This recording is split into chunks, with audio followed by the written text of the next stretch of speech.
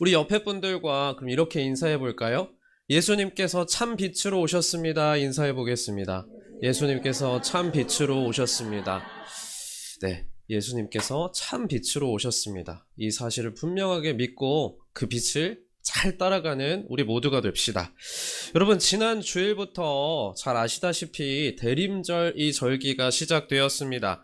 대림절이 시작되었다라는 것은 동시에 교회력으로는 새로운 한 해가 시작되었습니다 라는 뜻이기도 합니다. 우리가 일상에서 사용하고 있는 이 달력은 1월 1일을 새해 시작으로 삼지만 교회가 사용하고 있는 신앙의 시간표인 교회력은 예수님의 이야기로부터 한 해를 시작하고 있습니다. 그 출발점이 바로 예수 그리스도의 오심을 기다리는 이 대림절이죠. 조금 있으면 이제 12월 25일 성탄절을 맞이하게 되는데요. 대림절은 그 바로 성탄, 주님의 오심을 기다리는 절기입니다. 특별히 이 대림절은 두 가지를 함께 기억하는 절기이죠. 첫째로 이미 이 땅에 오신 예수님을 기억하고 감사하는 시간이며, 둘째로 다시 오실 예수님을 믿으며 소망 가운데 기다리는 시간이기도 합니다. 그렇다면 우리는 이 대림절을 어떻게 보내야 하겠습니까? 여러분, 대림절 잘 보내고 계신가요? 평소에 대림절 그동안 수없이 많이 지나셨을 텐데 대림절을 어떻게 하면 잘 보내는구나 라는 것에 대해서 고민해 보셨나요? 어떻게 우리가 대림절을 보다 더 잘 보낼 수 있겠습니까? 여기 이렇게 예쁘게 트리 장식이 되어 있잖아요. 집에 혹시 트리들 설치하셨습니까? 바쁘시죠? 성경 읽느라 바쁘셔가지고 트리 설치할 시간 없으시죠? 집에 트리를 설치해 놓으면 당연히 너무 예쁘겠죠. 저도 이 장소에 들어올 때 이게 눈에 많이 띄고 참 예쁘고 마음도 풍요로워지는 것 같고 좋습니다. 아니면 좋은 스피커로 집에 이제 뭐 찬양 캐롤을 좀 찬양을 틀어놓으면은 좀 더 대림절을 잘 보내는 것일까요? 분위기가 분명히 좋아지긴 할 것 같아요. 하지만 그것만으로는 대림절을 하나님 앞에서 우리가 잘 보냈다라고 하기에 좀 부족하지 않나 라는 생각이 듭니다. 그렇다면 어떻게 우리가 보다 더 성경적으로 조금 더 본질에 집중해서 이 대림절의 기간을 잘 보낼 수 있겠습니까? 이러한 질문을 가지고 저도 이제 고민을 하면서 성경을 읽고 묵상을 하다가 오늘 본문인 구약성경 이사야서의 말씀을 묵상해 보게 되었습니다. 특별히 이사야 9장의 말씀에는 우리가 평소에 그냥 지나가기 쉬운 이 대림절기를 잘 보내는 방법에 대하여서 세 가지의 길을 제시하고 있었습니다. 오늘 말씀을 통하여 이 세 가지를 우리의 마음 가운데 잘 새기시고 이전보다 더 깊이 더욱 온전히 하나님 앞에서 대림절을 잘 보낼 수 있는 우리 모두의 앞길이 될 수 있기를 축복합니다. 먼저 대림절을 잘 보내기 위해서 우리가 첫 번째로 기억해야 할 사실은 이 기간이 내 삶의 어두움을 부인하지 않고 정직하게 하나님 앞으로 가져가야 하는 시간임을 꼭 기억하실 수 있기를 바랍니다. 오늘 말씀은 1절과 2절 말씀인데요. 우리 함께 읽어보겠습니다. 전에 고통받던 자들에게는 흑암이 없으리로다. 옛적에는 여호와께서 스불론 땅과 납달리 땅이 멸시를 당하게 하셨더니 후에는 해변길과 요단 저쪽 이방의 갈릴리를 영화롭게 하셨느니라. 흑암에 행하던 백성이 큰 빛을 보고 사망의 그늘진 땅에 거주하던 자에게 빛이 비치도다. 아멘. 본문에 등장하고 있는 이제 두 지파의 땅인 거죠. 스불론과 납달리 땅은 이스라엘 북쪽, 그러니까 이스라엘 끝쪽이니까 국경 지역에 위치해 있던 땅이었습니다.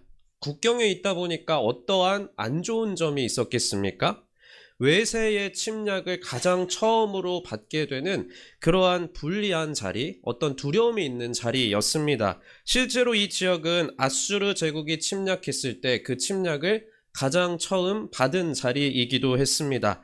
이사야가 살던 시대에 아수르가 침략해 들어와서 이 땅을 가장 먼저 공격을 했고 도시는 무너지고 사람들은 가장 먼저 포로로 끌려가게 됩니다. 그래서 이스라엘 사람들에게 스불론과 납달리는요, 풍요와 안전의 상징이 아니라 먼저 무너지고 먼저 상처 입고 두려움과 수치가 쌓여 있는 땅으로 기억이 되었습니다. 하나님께서는 선지자 이사야를 통하여 이 땅에 살던 사람들을 이렇게 부르셨습니다. 흑암에 행하던 백성, 사망의 그늘진 땅에 거주하던 자, 이렇게 부르셨습니다. 듣기에 어떠세요? 매우 거친 표현들입니다. 이 말은 그들의 상황이 얼마나 심각했는지를 우리에게 느끼게 해주죠. 도시가 무너지고 가정이 깨어지고 이제는 그들 자신의 생존마저 위협받고 있는 깊은 절망의 현실을 그대로 보여주고 있는 말씀입니다. 그런데 여기서 우리가 눈여겨보고 싶은 점이 있습니다. 하나님께서는 이들의 현실을 보시면서도 내가 전지전능하니 그 정도는 괜찮다. 그 정도는 별일 아니다. 그 정도는 금세 털고 일어나라. 이렇게 쉽게 말씀하시지 않으셨다는 것입니다. 하나님은 무너진 도시와 끌려가는 포로들의 이 눈물을 가볍게 여기시거나 아무 일도 아닌 것처럼 그냥 덮어버리시지 않으십니다. 오히려 선지자 이사야의 입술을 통하여서 고통받는 자들, 멸시당하는 땅, 흑암에 행하는 백성, 사망의 그늘진 땅, 그렇게 부르시며 그들의 상처와 어두움을 있는 그대로 인정해 주셨다라는 것이죠. 그런데 이 장면은 단지 옛날 이스라엘의 이야기일 뿐만 아니라 오늘을 살아가는 우리의 모습과도 참 많이 닮아 있구나 하는 생각을 말씀을 묵상하면서 하게 되었습니다. 우리도 이스라엘처럼요, 하나님을 믿어요. 하나님을 믿고 기도합니다. 이 저녁에도 나오셔가지고 함께 하나님께 예배하고 있습니다. 그런데 마음 깊은 곳에서는 사람이라면 누구나 말 못하는 우울함이 있고 막막한 불안이 자꾸만 밀려오는 시절도 만나게 되기도 합니다.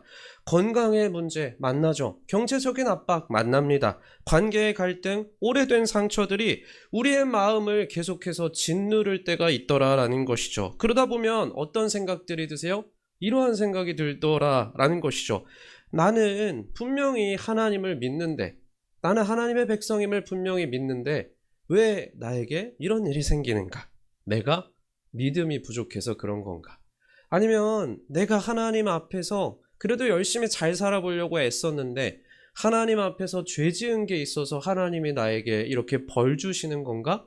그러한 생각이 들 때도 있더라는 것입니다. 겉으로는 괜찮은 척 웃으면서 지내지만 내면에서는 갈등과 우울과 괴로움과 의심이 치열하게 싸우고 있는 경우가 많더라는 것입니다. 여러분, 하나님은 그런 우리의 어두움을 너 그거 별것 아니다 라고 무시하시거나 가볍게 넘기지 않는 분임을 꼭 기억하실 수 있길 바랍니다. 하나님이 이스라엘의 흑암을 있는 그대로 불러주셨던 것처럼 우리의 흑암도 알고 계시고 있는 그대로의 우리 존재를 인정해 주시는 하나님이십니다. 그래서 대림절을 잘 보낸다라는 것은 현실을 미화하고 나의 상태를 미화하고 괜찮은 척 웃으면서 지나가야만 하는 기간이 아니라 하나님, 저의 인생에도 이사야서에서 말씀하고 있는 스불론과 납달리 땅과 같은 자리가 있습니다. 이 자리가 저의 흑암입니다. 여기가 저의 사망의 그늘입니다. 이렇게 정직하게 하나님 앞에 내어놓아야 할 줄로 믿습니다. 여러분, 나의 어두움을 정직하게 인정할 그때야 그 자리에 비로소 빛이 들어올 수 있습니다. 우리가 어두움을 감추면요, 빛이 비집고 들어갈 틈도 사라져버리는 것입니다. 우리가 빛으로 오신 그분을 자꾸 외면하게 되는 것이죠. 그래서 대림절을 잘 보내고 싶으시다면 내 안에 있는 어두움, 수치의 자리들을 부인하지 마시고 적어도 하나님 앞으로는 내 있는 그대로의 모습을 가져가실 수 있기를 바랍니다. 하나님, 여기가 저의 흑암입니다. 여기가 제가 반복해서 넘어지고 있는 그 자리입니다. 저를 고쳐주십시오. 빛으로 임하여 주십시오. 겸손하고 가난한 마음으로 하나님께 아뢰실 수 있기를 바랍니다. 빛으로 오신 예수님께서 우리가 가난한 마음으로 엎드린 바로 그 자리에 반드시 찾아와 주실 것입니다. 그 은혜가 우리 모두에게 있기를 축복드립니다. 둘째로, 대림절을 잘 보내기 위해서는 상황의 변화보다 하나님의 아들을 바라보고 그분 자체를 더 깊이 원하는 시간으로 채워가실 수 있기를 바랍니다. 우리가 첫째로 내 안에 있는 흑암을 인정하고 예수님께서 그 자리를 채우시기를 바랄 수는 있습니다. 하지만 거기까지만 머물면 내 현실만 바라보다가 절망 속에서 허우적거릴 위험도 있더라는 것이죠. 하나님은 자신의 어두움을 솔직히 고백하고 하나님께로 나아오는 백성들에게 사람의 지혜를 뛰어넘는 놀라운 답을 해주고 계십니다. 우리 6절 말씀인데요. 6절 말씀을 함께 읽어보겠습니다. 이는 한 아기가 우리에게 낳고 한 아들을 우리에게 주신 바 되었는데 그의 어깨에는 정사를 메었고 그의 이름은 기묘자라 모사라 전능하신 하나님이라 영존하시는 아버지라 평강의 왕이라 할 것임이라. 아멘. 이사야 당시에 도시를 잃어버리고 나라가 이제 휘청거리고 흔들릴 그때에 이스라엘 백성들이 기대했던 답은 무엇이었겠습니까? 더 강한 군대, 어떤 능력이 뛰어난 우리를 구원해 줄 수 있는 지원군, 다시는 무너지지 않을 만한 외세의 침략에도 끄떡이 없는 아주 단단한 성벽을 간절히 바랬을 것입니다. 그런데 오늘을 사는 우리도 이와 비슷하지 않습니까? 지금보다 우리 가정 경제만 조금 나아지면, 우리의 사업체가 운영이 좀만 더 잘 된다면, 우리의 나라의 경제가 좀만 더 좋아진다면, 건강 문제가 해결이 된다면, 꼬여버린 이 관계만 조금만 하나님께서 해결을 해 주신다면 이제 좀 살 것 같을 텐데, 그렇게 생각하고 하나님께도 그러한 수준에서 기대합니다. 우리는 대부분 상황이 바뀌는 그 자체를 해결이라고 생각하고 여기고 믿습니다. 그런데 절박했던 이스라엘을 향하여서 하나님께서 준비하신 답변은 어땠습니까? 전혀 다른 방향이더라라는 것이죠. 하나님은 한 작은 아기, 한 아들을 준비해 주십니다. 겉으로 보이기에는 너무나 작아 보이는 답변입니다.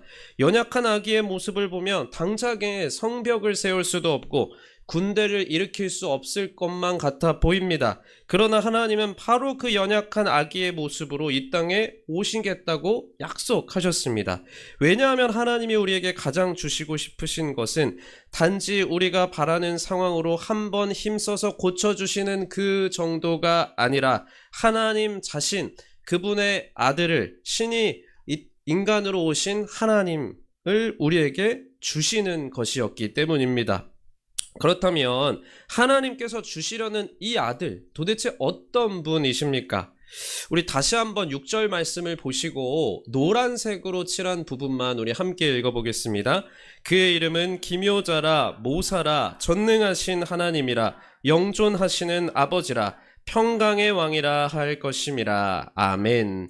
기묘자이자 모사이신 우리 예수님은 우리가 길을 몰라서 헤매고 상황 중에, 문제의 상황 중에 우리의 모든 정신과 마음이 쏠려서 매몰되어 있을 그때에 멀리 서서 손가락질 하시면서 저기가 길이다 라고 가르쳐만 주시는 분이 아니라 길 그 자체가 되셔서 우리를 이끄시고 우리와 함께 걸어가시는 분임을 꼭 기억하실 수 있길 바랍니다.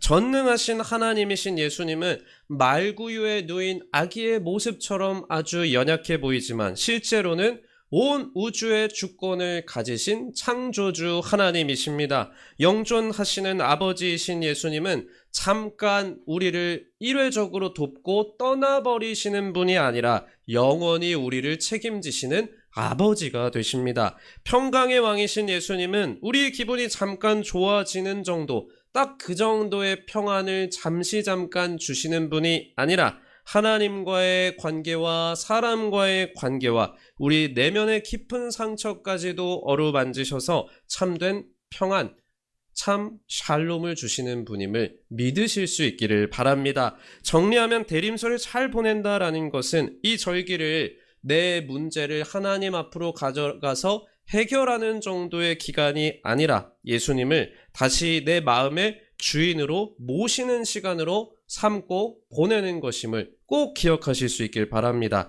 그렇다면 우리의 기도도 이제 달라져야 하겠습니다. 어떻게 달라져야 하겠습니까? 하나님, 제가 이런 문제를 만났으니 하나님이 저의 뜻대로 제가 원하는 거 하나님 아시죠? 이렇게 좀 해결해 주십시오. 이렇게 그 문제를 해결해 주십시오. 이번 한 번만 좀 살려주시면 신앙생활 열심히 하겠습니다. 그 정도를 뛰어넘어서 한 걸음 더 나아가야 합니다. 하나님, 제가 만난 이 문제 가운데 기묘자와 모사가 되시는 나의 주님, 예수님을 더 깊이 알게 하여 주옵소서. 이 시험의 때에 전능하신 하나님을 더 신뢰하고 맡기게 하여 주시옵소서. 영존하신 아버지의 품을 더욱더 경험하길 원합니다. 이 시간 동안 영존하신 아버지의 품 안에 푹 잠기게 하여 주옵소서. 평강의 왕이신 예수님을 다시 제 마음의 왕좌에 모십니다. 주여 어서 오시옵소서. 이렇게 기도해야 할 줄로 믿습니다. 정리하자면 대림절을 정말 잘 보내는 사람은 상황이 어떻게 달라질지만 바라보고 있는 사람이 아니라 예수님이 누구신가 그것에 시선을 두고 살아가는 사람임을 꼭 기억하실 수 있길 바랍니다. 우리 각자의 삶 속에 있는 어두운 자리들마다 빛으로 오신 그 예수님을 모시기 위하여 다시 한번 애써보는 이 대림절의 기간이 되실 수 있기를 축복드립니다. 마지막 셋째로 대림절은 이미, 즉 이 땅의 빛으로 이미 오신 그 예수님을 믿으면서 아직, 즉 다시 오실 예수님을 바라보고 순종함으로 기다리는 시간임을 기억하실 수 있길 바랍니다. 오늘 말씀 3절, 4절, 5절 말씀인데요. 우리 함께 읽어보겠습니다. 주께서 이 나라를 창성하게 하시며 그 즐거움을 더하게 하셨으므로 추수하는 즐거움과 탈취물을 나눌 때의 즐거움같이 그들이 주 앞에서 즐거워하오니 이는 그들이 무겁게 맨 멍에와 그들의 어깨의 채찍과 그 압제자의 막대기를 주께서 꺾으시되 미디안의 날과 같이 하셨음이니이다. 어지러이 싸우는 군인들의 신과 피 묻은 겉옷이 불의 섭같이 살라지리니. 아멘.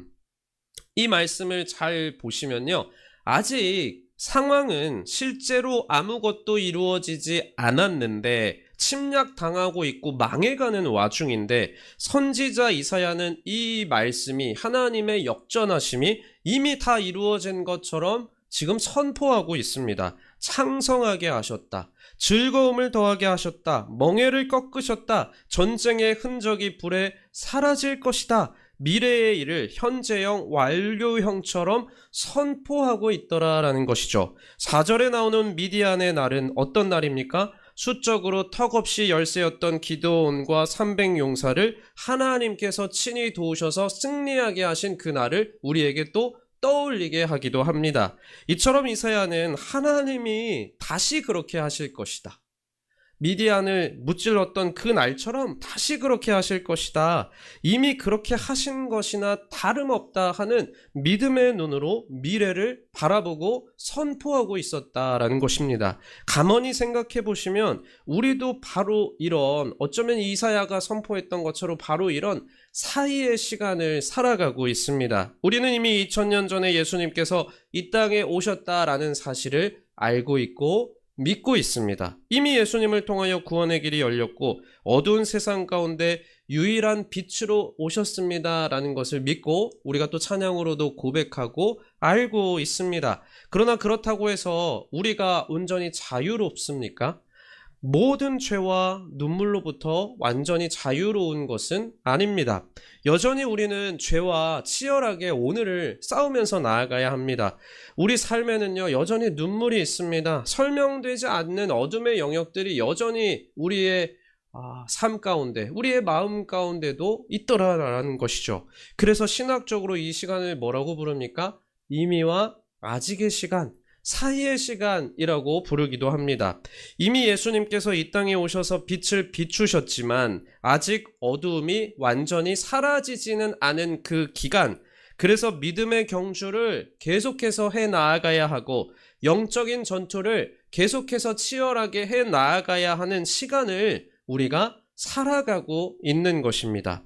그래서 정리하자면 대림절은 이미 오신 예수님, 이미 우리에게 비친 그 빛 안에서 다시 오실 예수님, 아직 오시지 않았지만 다시 오실 그 예수님을 바라보며 오늘을 어떻게 살아가야 하는가, 그것을 배우는 절기입니다. 이미 오신 예수님을 믿으면서 앞으로 오실 예수님을 소망 중에 기다리며 지금 주어진 이 오늘을 믿음으로 말씀에 순종하며 살아가는 것, 이것이 우리가 보내야 할 대림절의 올바른 방향인 것입니다. 그런데 이 사이의 시간을 걸어가는 동안 우리가 넘어집니다. 우리가 자주 넘어지죠. 넘어져서 일어나지 못하고 아등바등 거릴 때도 참 많이 있습니다. 그럴지라도 우리가 낙심하지 않아도 될 이유가 오늘 본문 말씀 7절 말씀에 나옵니다. 우리 7절 말씀을 함께 읽어보겠습니다. 그 정사와 평강의 더함이 무궁하며 또 다윗의 왕좌와 그의 나라에 군림하여 그 나라를 굳게 세우고 지금 이후로 영원히 정의와 공의로 그것을 보존하실 것이라. 만군의 여호와의 열심히 이를 이루시리라. 아멘. 여러분, 때로는 우리의 열심이 참 빨리 이렇게 빨리 식나 할 정도로 우리의 열심, 신앙의 열심이, 인생에 대한 열심이 식어버릴 때가 있습니다. 다 소진될 때가 있죠. 힘을 다해서 하나님 말씀을 읽어보려고 하고 기도하려고 하고 열심을 내려고 하지만 지치고 넘어져서 아무것도 하기 싫고 아무것도 안 되고 허우적거릴 때도 많더라라는 것입니다. 그럼에도 불구하고 우리가 소망을 놓지 않을 수 있는 이유는 마지막, 이 말씀이 계시하고 있는 약속하신 마지막이 한 줄 때문이죠. 만군의 여호와의 열심히 이를 이루시리라. 아멘. 궁극적으로 구원을 완성하시고 빛의 나라를 세우시고 정의와 공의로 그 나라를 보존하시는 분은 우리의 열심이 아니라 만군의 여호와의 열심을 고백하시고 믿으실 수 있기를 바랍니다. 그러므로 여러분, 내 열심 하나만 믿고 붙들고 살아가지 마시고 우리를 향한 하나님의 열심을 믿고 신뢰함으로 살아가실 수 있길 바랍니다. 그 하나님의 열심을 의지하여 오늘도 믿음으로 한 걸음, 또 내일도 믿음으로 한 걸음 더 나아가는 복된 대림절 기간이 되실 수 있기를 축복합니다. 이제 말씀을 정리하겠습니다. 우리가 대림절을 잘 보내기 위해서는 이제 어떻게 해야 합니까? 네, PPT 넘겨주셨네요. 첫째로 우리 안에 있는 어두움을 부인하지 마시고 정직하게 하나님 앞으로 먼저는 가져가시기 바랍니다. 하나님, 여기가 이사야서에서 말하고 있는 저의 스불론 땅이고 저의 납달리 지역입니다. 부끄럽지만 이것이 저의 모습입니다. 이것이 저의 사망의 그늘입니다. 이렇게 솔직하게 감추지 마시고 겸손하게 가난한 심령으로 하나님 앞으로 나아가 아뢰실 수 있기를 바랍니다. 그 자리로부터 빛이 시작될 것입니다. 두 번째로는요, 그 어두움을 고백한 바로 그 자리에 다른 분이 아니라 예수 그리스도를 모실 수 있기를 바랍니다. 하나님, 저의 문제 해결만을 기다리는 것이 아니라 기묘자이고 모사이시며 평강의 왕으로 오신 그 예수 그리스도, 나의 주님을 나의 마음의 왕좌에 다시 한번 모십니다. 저와 함께하여 주옵소서. 이렇게 기도하시며 대림절을 예수님을 우리의 존재, 우리의 인생, 우리의 마음과 우리 영혼의 주인으로 모시는 절기로 삼으시길 바랍니다. 마지막 세 번째로 이미 빛으로 오신 예수님을 믿으며 다시 오실 그 예수님을 또 믿으며 말씀에 순종하며 오늘을 믿음의 경주를 잘 달려가시길 바랍니다. 하나님은 오늘 말씀을 통하여 우리 각자의 스불론과 납달리의 자리, 가장 상처가 많고 수치스러운 그 자리에 하나님의 빛을 비추시고 마침내 영화롭게 하시겠다, 우리에게 말씀을 통하여 약속해 주셨습니다. 또한 우리가 넘어지고 지칠 때에도 만군의 여호와의 열심으로, 말할 수 없는 탄식으로 열심으로 우리를 위하여 기도하시는 그리스도의 영, 그 성령님의 함께 하심으로 우리와 함께 하시겠노라 약속해 주십니다. 이 약속을 붙드시고 이번 대림절을 상황만 바라보는 시간이 아니라 빛으로 오신 그 예수님을 바라보며 하나님이 기뻐하시는 믿음으로 살아내는 시간으로 채워가시길 바랍니다. 믿음으로 나아가는 우리 모두의 앞길 가운데 하나님이 베풀어 주시는 크신 은혜와 하나님이 베푸시는 참 평안이 우리 모두의 앞길 가운데 있기를 간절히 축복드립니다.